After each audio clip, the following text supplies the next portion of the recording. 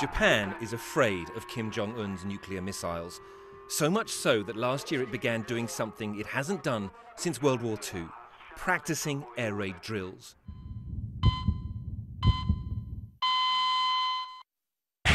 America is afraid of this, North Korea's huge new Hwasong-15 missile. So far, it has been tested only once. But Japan fears these, Nodong intermediate-range missiles, and Kim Jong-un has hundreds of them.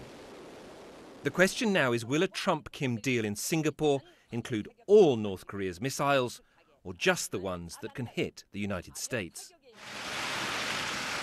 Prime Minister Shinzo Abe is hoping his close personal relationship with President Trump will guarantee Japan is not left out. I mean, I have seen America for the past 30, 40 years, but this is very unique president, and I'm afraid that President Trump is undermining the leadership role of the United States. How worried is Prime Minister Abe? Well, worried enough that he has flown all the way to Washington, D.C. again today to tell President Trump, don't forget about us. Don't do a deal on missiles and nukes that leaves out Japan.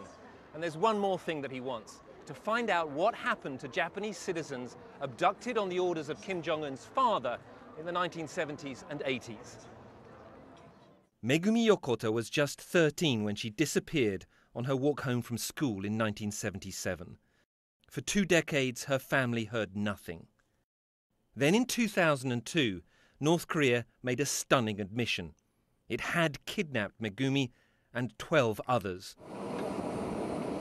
5 were allowed to return to Japan, but Pyongyang insisted the others, including Megumi, were dead. Megumi's brother says her family has never believed that. We believe my sister is alive and suffering in North Korea, he says. They told us Megumi died in 1993, but others saw her alive in 1994. North Korea sent back her ashes, but DNA tests showed they were from a different person. So we think North Korea is lying. If she is still alive, Megumi Yokota will now be 53 years old. Her family has waited more than 4 decades for her to come home.